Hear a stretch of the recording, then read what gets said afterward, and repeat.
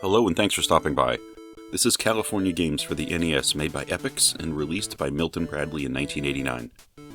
California Games was released for many different consoles, and I have a few. I did a video on the Commodore 64 version already, and now I'm jumping to the NES version. When I was younger, I played the C64 version when it came out. I played it a lot. This version on NES, I'm pretty new to, and overall I'd have to say there's really not a ton of advancement between the two versions. There's some, just not a lot.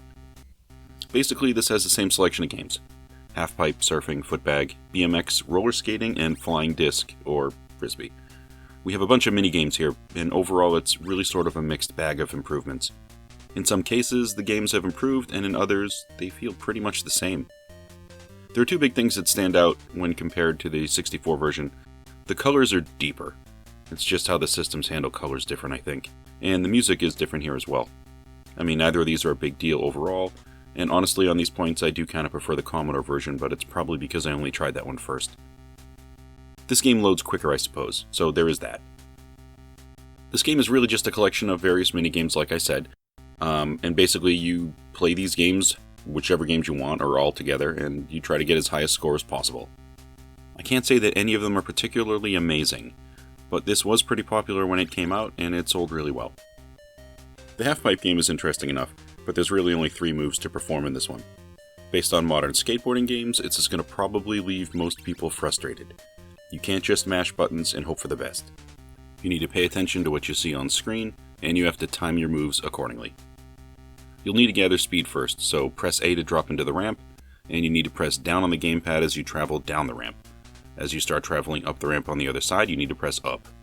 You'll have to practice this motion for a while before you get comfortable with it. Basically, the 3 moves you can perform here are kick turn, which is just a turn, a hand plant, and an aerial turn. I find the aerial turn to be the hardest. Hand plant is just pressing the A button as you near the top of the ramp and you hold it for a second, while the kick turn and the aerial turns are performed by pressing the controller towards the other side of the ramp, but you have to do it at the right time. Finding the right time is the tough part.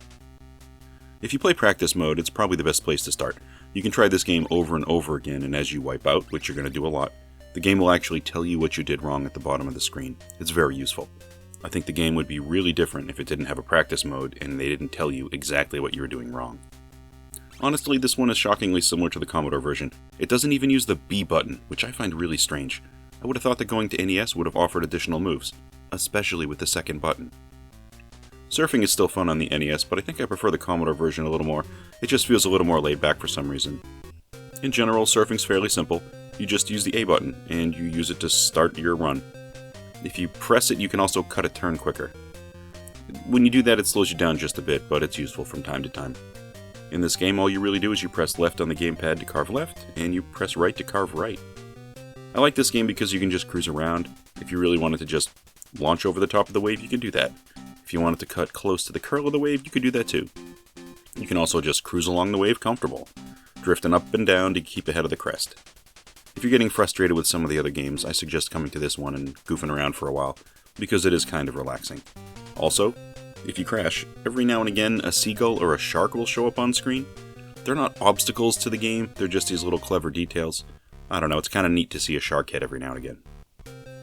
Footbag is a straightforward game. The goal here is to just kick the bag in the air and keep it up in the air as long as you can, and then you try to do tricks in between. Basically, you just press the A button to kick the sack into the air, and now you just have to pay attention to where it is in the air, and then you move your character left and right to stay underneath it.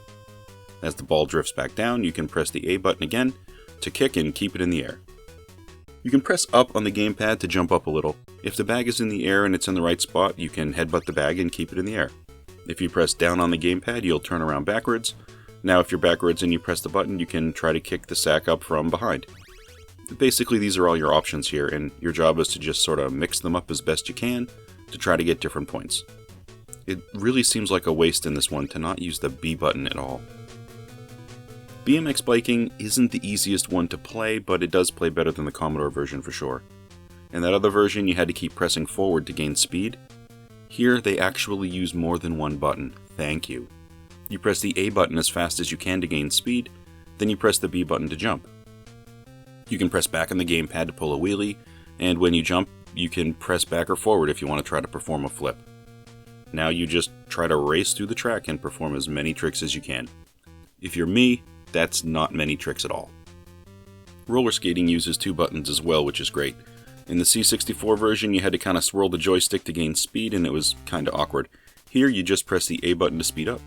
You press up and down to move up and down on the sidewalk to dodge obstacles, and you press the B button to jump.